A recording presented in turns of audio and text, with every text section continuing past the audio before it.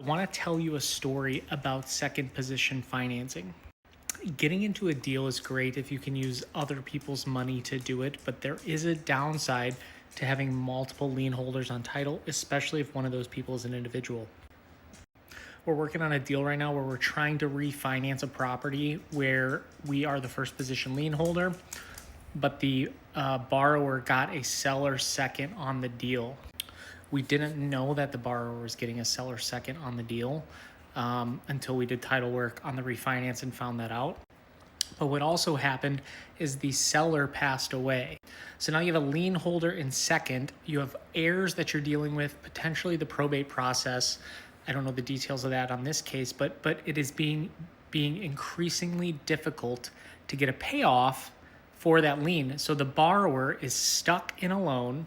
He can't refinance because there's a second position loan on it with a seller who's since passed away. So now all the family members and the estate are involved. So he's got default interest accruing, potentially attorney's fees, and all this other stuff to get a $20,000 loan on the property that he used. So this is one of the kind of bad scenarios that can happen. Obviously, there's a lot of good things that can happen with that as well. But what you want to make sure is that if you're going to do this, first of all, you don't hold the note for a long time. You know, these seller seconds that people are getting, it's 3 to 6 month financing. You want to pay off, especially an individual party, as quick as possible because stuff like this can happen. And then you end up stuck because title's encumbered and you can't get out of the deal either by selling it or refinancing. You just can't get out.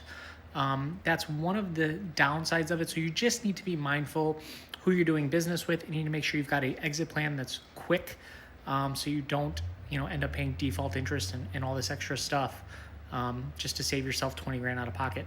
See ya.